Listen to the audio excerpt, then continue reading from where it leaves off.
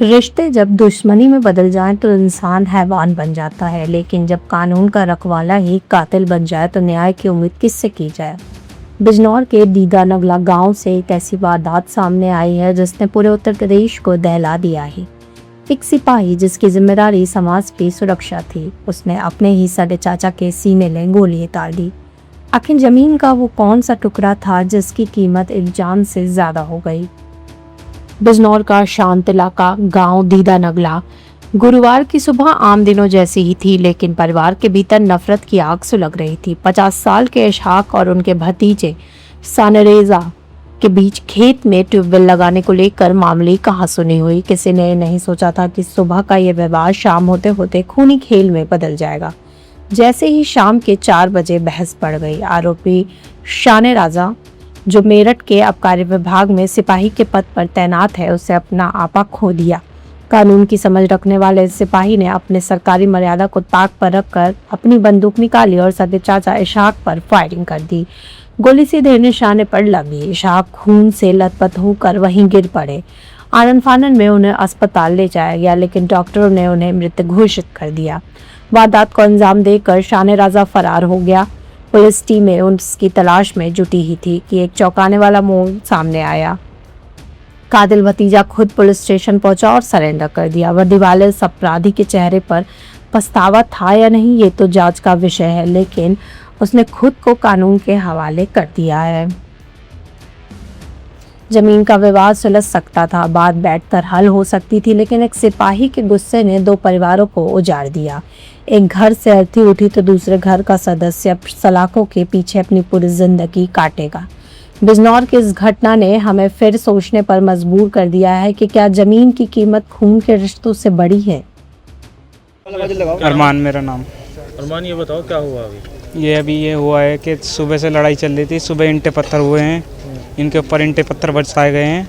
उसके बाद हमने सब मोहल्ले वालों ने शांत कर दिया, आगे बात नहीं बढ़ने दी। उनकी बहू आई थी जो पुलिस में है, उनकी बहू आई थी, आके उन्होंने लड़ाई कराई। दोनों भैयों ने, उनके भतीजों ने मारा इन्हें। हमने बीच विचार करके मगर पुलिस कुछ वो नहीं करनी, सुबह बिठा दिया आराम के साथ। फिर हम चले गए। उन्होंने धमकी दी जो ये पुलिस में है जिन्होंने गोली मारी है कि मैं देखूंगा कौन मना कर रहा है 12 गड्ढे मारने को। तो अब आके उन दोनों भैयों ने पकड़ के गोली मरवा दी। किनके गोली मरवा दी? चच्चा के हमारे। क्या नाम है चच्चा का? इशहाक चच्चा। सानरेजा नाम है जो गोली मारी है। सानरेजा ने। कोई और भी शामिल थे। ये सुबह से कल से प्लानिंग चल रही थी इनकी। ये जावेद था, सावेज था, इनके पूरे घर वाले थे और ये इकले थे। गोली मारने का कारण क्या था? गोली मारने का कारण ये था 12 के ऊपर।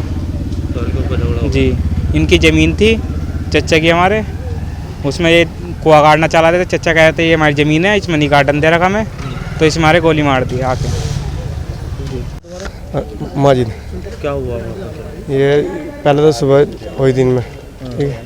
उसके बाद खाना खा कर आई, ट्रैक्टर चला रहा था सानू, और ये उनका नाम मुझे पता नहीं, जो आ रखे थे उनके साथ, उन्होंने हाथों के साथ ही गोली मार दी उनकी। दोनों भाइयों ने पकड़ के, उनके भतीजों ने पकड़ के कारण क्या था गोली मारने का? कारण ये था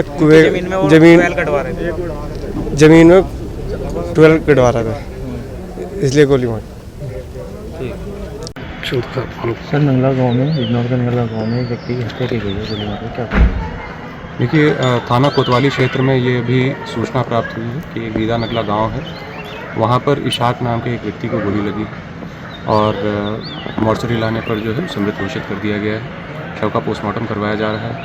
जिस व्यक्ति ने घटना की है, सानरेजा नाम है, उसने खुद आके थाने पर समर्पण किया है और जो हथियार है उस संबंध में जो है आवश्यक कार्रवाई की जा रही है। शव को पोस्टमार्टम के लिए भेजा गया और फैमिली से तहरीर लेकर तत्काल अभियोग पंजीकृत करके आवश्यक कार्रवाई की जाएगी। सर, हत्या का कारण अभी तक जो जानकारी मिली है प्रथम दृष्टया वो ये कि आरोपी का ये कहना है कि उसके खेत में जो है दूसरे पक्ष द्वारा जो है ट्यूबवेल लगाया जा रहा था, इस बात को लेकर विवाद हुआ था।